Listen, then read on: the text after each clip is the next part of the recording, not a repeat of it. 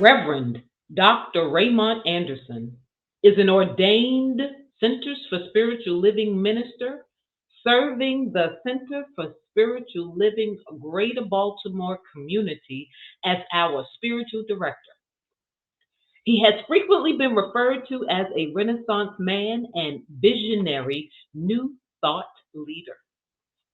As a lifelong learner with a passion for self development, personal transformation, transmutation, and transfiguration, he lives his bliss as a teacher, minister, author, visual artist, ASL, ASL performing artist, mentor, father, grandfather, and more by giving people applicable tools and practices that enable them to live a more fulfilled life, recognizing, realizing, and materializing their full divine potential. His mission is to live, move, and be an active member of society who serves to educate, elucidate, and emancipate people and communities to awaken and empower themselves.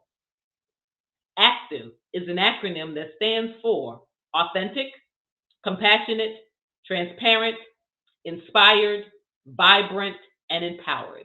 I give you Reverend Dr. Ray.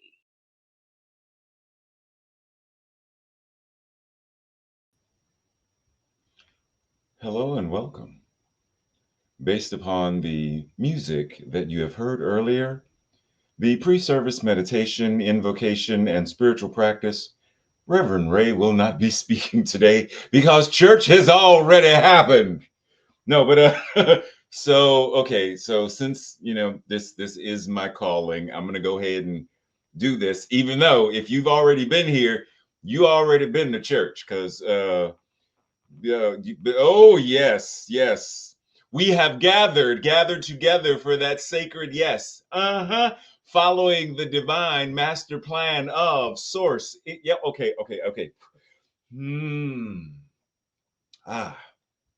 So today we are diving deeper into this idea of saying yes to the yes. And there's this as Eugene mentioned before, there's this idea of all of the doubts and fears and self-conscious things and all of the programming that convinces us to dim our lights, to not show up, to do our best to fade into the background. It's almost like there's this great grand spiritual light, and what we do is take the cloak of culture and societal invisibility and we wrap ourselves in it to camouflage ourselves, to make the light look like the muck and the yuck of regular everyday life, where people don't even notice our magnificence. That being said, if you are ready to truly step in, to show up, and I mean really show up as your divine spiritual self, then I have to ask the question, who are you going to call? When things want to make you doubt, who are you going to call? When that, in the Toltec tradition, they refer to it as the parasite, that nipping voice that says, you're not good enough. Who you going to call? How dare you shine your light? Who you going to call? When things happen in life and there's grief and there's sadness, who are you going to call? When there's rejection from one job or an audition, who are you going to call? Now, there's this idea of calling upon some external. We're going to call Batman an external. We're going to call, 911. We're going to call Ghostbusters. We're going to call on Jesus. We're going to call on someone else other than calling on that divine presence that is incarnating itself in, through, and as you right now. What did Eugene say when he quoted Ernest Holmes? There is a power for good which I always tweak it and say, there is a power which is infinite goodness itself, and it is showing up in, through, and as you right now. And you, not only can you use it, but you are using it because it is you. You can't help but to use it. So who are you going to call? Are you going to call on that divine presence that is breathing itself as you to recognize, realize, and materialize the life that you desire and deserve because you are the universe made flesh? Don't say, Alexa, can you help me with my self-confidence? Unfortunately, that is not mine to do. But if you recognize that you are the divine, then self-confidence will be a natural byproduct. It will be a symptom, a realized expression of the truth that you are walking. So who are you going to call? Raymond Charles Barker says, we don't call on the name of Edison to turn on the light. It's funny because in the era that he wrote this or said this, there was no Alexa. Because you can call on Alexa, turn on the lights. Kimmy, turn on the lights. So theoretically, you could name your, anyhow, that's not where he's going. Let's blame this on Tracy, Eugene, and Amma this morning because we had some pre-service comedy. But Tracy, leave me alone. I hear you. I hear you in the background. Hush up now. Sophia home. We don't call on the name of Edison to turn on the light or the name of God to turn on power. We need only recognize it and know that it is here right now. There is no external Edison that needs to turn on the light. There is no external name of God to turn on the power. It is what it is all the time, right here and right now. So what do you need to do? What are you invited to do? What are you called on to do? To recognize it, to know that it is who and what you are. And as Eugene said, this power that is the universe, and you can use it, you can recognize it, you can allow it to use itself as you. Now, what does that mean happens? Demonstration, right? Isn't that the whole idea? But okay, so when we talk about demonstration, like what are we talking about? Demonstration is this idea of manifesting, of proof. Show me the money, right? From Jerry, I gotta say Jerry Springer, from Jerry Maguire. Show me the evidence. Show me that you have this realization of truth. Show me. Walk the walk. Demonstrate your faith. Let your faith be the very demonstration of your spiritual awareness. When you show up, who is showing up? Someone who is steeped in doubt, because that will be what you demonstrate. Someone who is steeped in animosity or fear, that's what you will demonstrate. That will be the proof, the outward expression of what's going on the inside. So if you want to shift, then start with what is it? It's one of the things I do.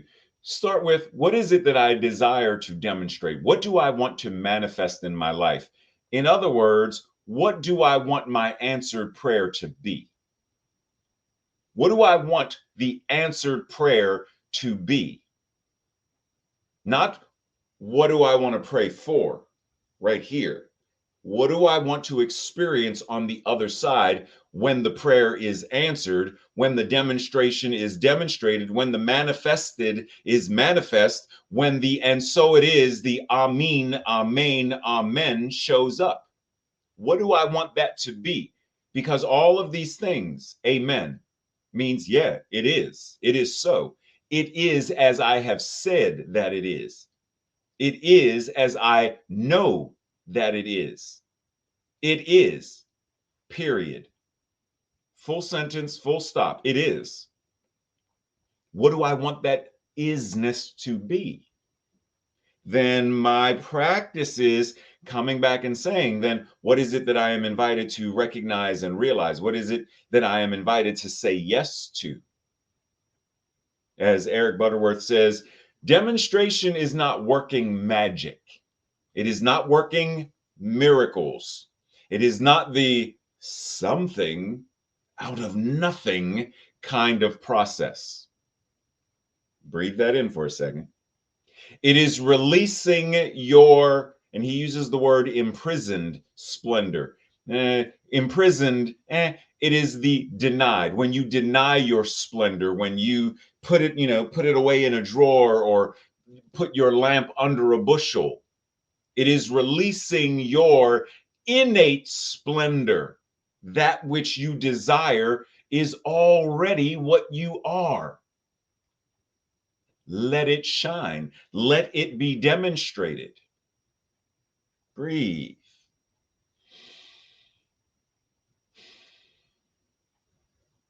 Let God be God as you.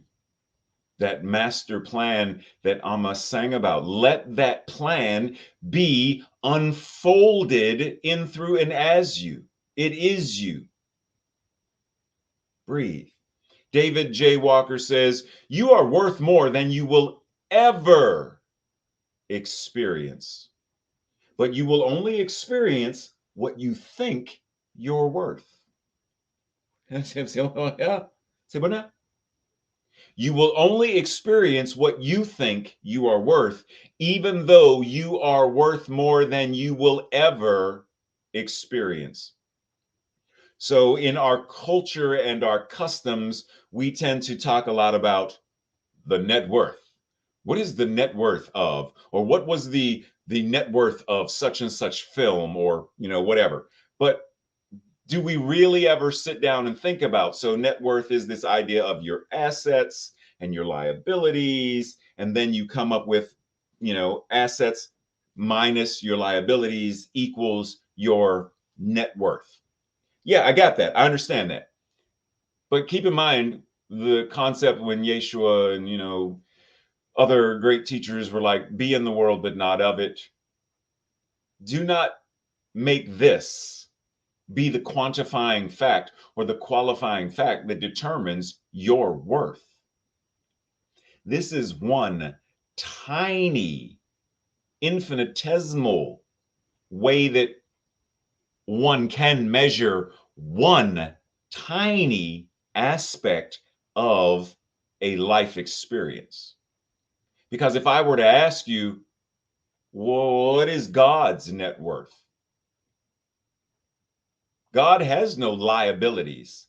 God is completely the infinite assets of the universe. Well, whoa, breathe. Because if that's the fact, then so are you. So having heard that, the recent Marvel release of Moon Knight came out recently, I figured let's go to Egypt for a little bit, because there's this idea when Anubis is deciding if the soul is going to move on,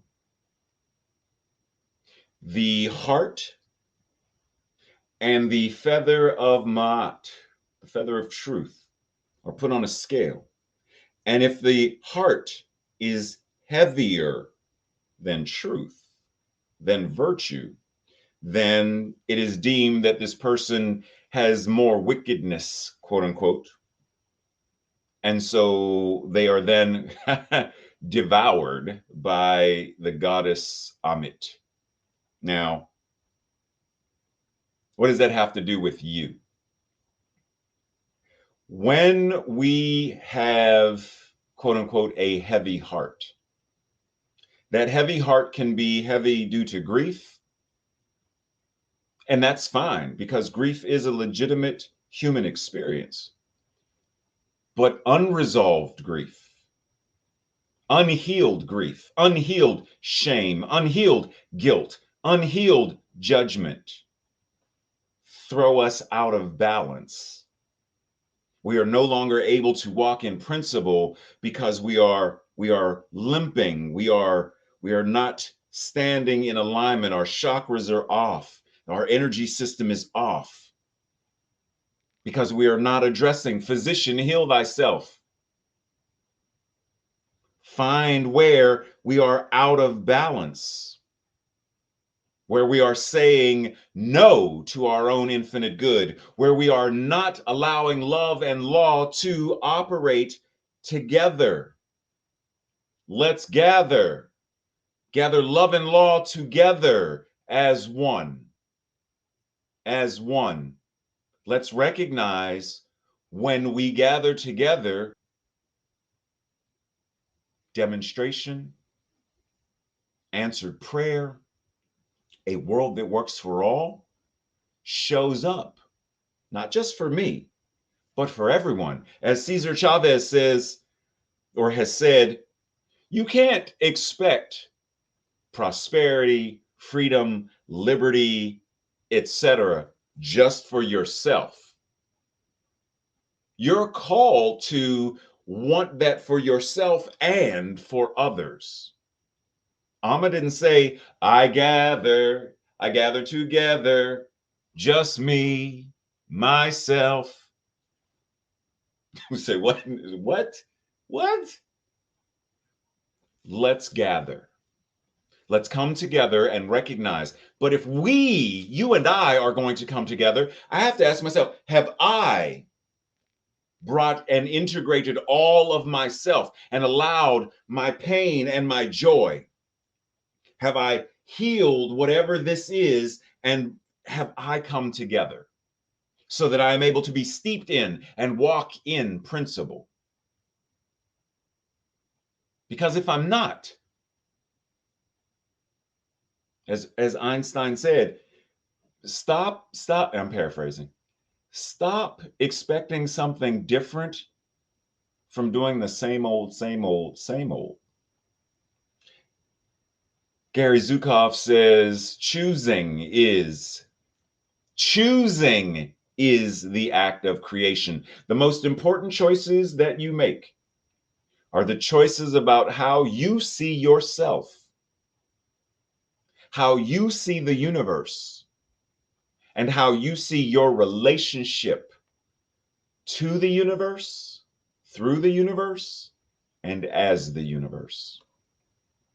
That's my remix. So what are you choosing? What are you choosing? If you are your choices, what are you choosing? Are you choosing unity, love, oneness? Are you choosing, yes, imagination, creativity, possibility? Or are you choosing insecurity, guilt, shame, pain? What are you choosing? And choices are always around us. I almost showed a picture of Tracy sitting in the restaurant figuring out what she wants, but you would have had to see video because it's an adventure. Stop talking, Tracy. You're distracting me. What are you choosing? So we are always afforded the opportunity to choose. We choose what we wear or not to wear. For those who are nudists, we choose what words to say or what words to sing. We choose. We choose our friends. And even some people say, we don't choose our family, but do we? Because I'm sure if we were to have a conversation with Nancy, who was leading our Soul Contracts book discussion group, Nancy would say, yeah, but if it's a soul contract, then on some level, your soul chose to be in the family. So what are we not choosing? Like when Eugene was leading the meditation, even the breath, I choose how deeply to breathe. I choose how to adjust the rhythm. I choose how in the nose, out the mouth. in for a count of three, hold for a count of three, out for, I choose that. So even with the breath, I have the opportunity or the ability to modulate and modify for a higher or more life-affirming reason. We always have choices. And as the old G.I. Joe comic book cartoon would say, and knowing is half the battle. Or knowing is half the part of demonstration. Knowing what you desire in prayer is half of it. Moving your feet is the other half. Knowing and then acting upon what you know. That is a full and complete yes. Because see, I could know I could go to Eugene for prayer, but I don't do it. I could know that he's available for prayer, but I don't I don't contact or call him, right? I know that he's available, but I don't contact or call him. But then I'm going to go to Sue and say, I don't know what to do. I don't know what to do. Who you gonna call? Oh, a practitioner of distinction. Knowing and doing, treating and moving your feet. Raymond Hollowell says, the great self-evident fact, which cannot be too often repeated, is that when we change our thinking for the better in a life-affirming manner, we automatically change our lives to match that life-affirming way of thinking. If we want better, think better, know better, realize better, and then we show up, we be better. Hush up now. We be better, and then life mirrors back to us what our consciousness knows. Follow me? So what choices are you making in the way that you are thinking? Because as Thomas Troward says, you are individualized spirit.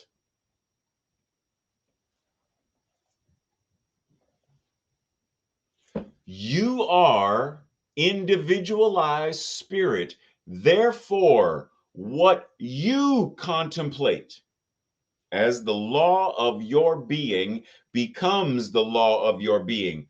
You are God individualized. Therefore, when you think, God is thinking. What you will, God wills. What you speak, God speaks. Therefore, whatever it is you are acknowledging or contemplating as the law of being becomes the law of your being. As above, so below, as within, so without. So if you want something different, you have to do something different. You have to think something different. You have to have a new thought about life, about you, about love, about your finances. You must have a new thought, a new realization to call forth a new way of being, to call forth a new way of doing, if that's what you want. So what are you saying yes to? Reverend Ray says, as the executive producer of your life, there are moments you may not feel qualified for the job.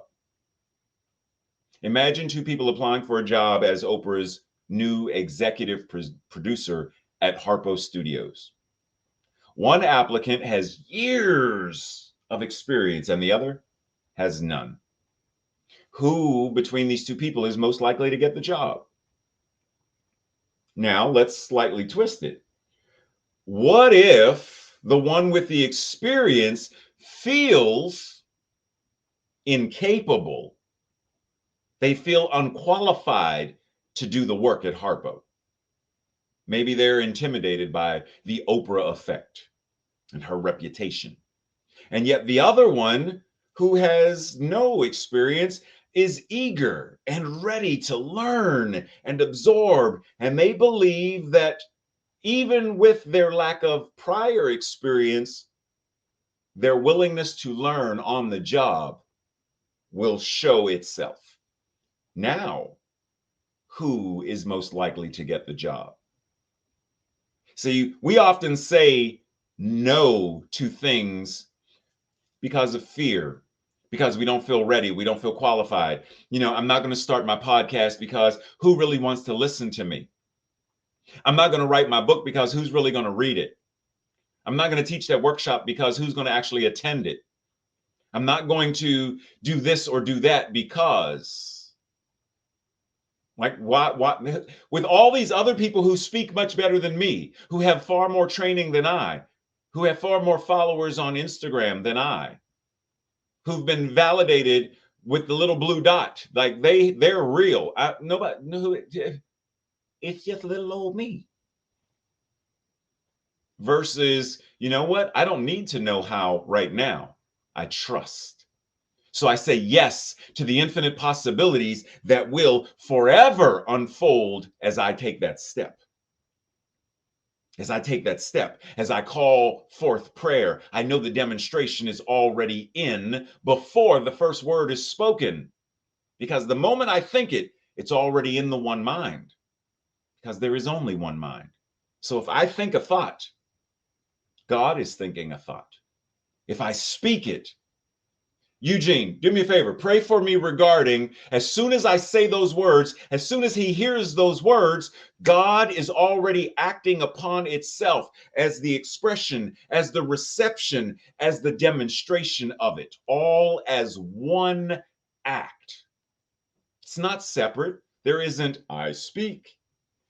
He hears, God acts. It's all an infinite ebb and flow of one creative power, always in motion, period. And the only way that motion can be, quote unquote, slowed or stagnant or whatnot is based upon how I choose to allow it to move and flow. How I choose to stand in alignment and operate within it and let it operate within and as me. Nothing changes God. And even my insecurity doesn't change God. It simply changes my experience of God as me. It changes my experience of when I am standing before the amazing and awesomeness of Sanahara, and I, because of my limited ability, I am not able to stand before her as God before God. God acknowledging God, God resonating with God. I am not able to gather together as one because I believe there's two. Lacks separation and scarcity. But even though that's what I believe and how I'm operating, it doesn't change the fact that there's still only one. It doesn't change the fact that she's going to still sing, Ray, let's gather together. We're one. There's only one.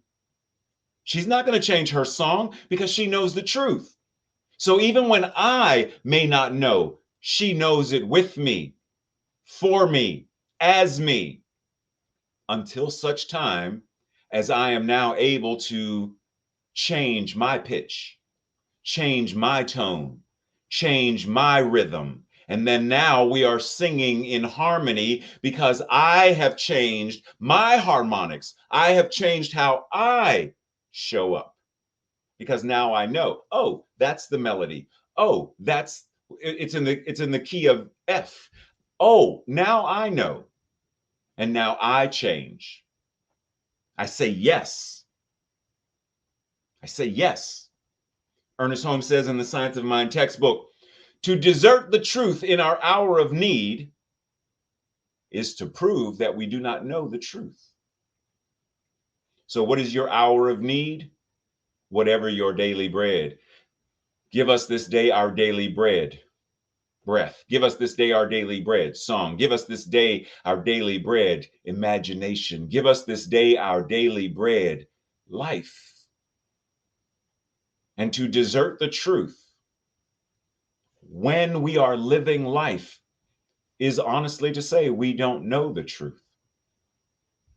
So when you do a treatment, are you ready to move and act? When you have done a treatment, are you ready to act? When you have truth realized, right? Truth realized is always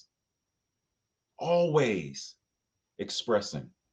Truth realized expresses always throughout my experience, now triumphantly.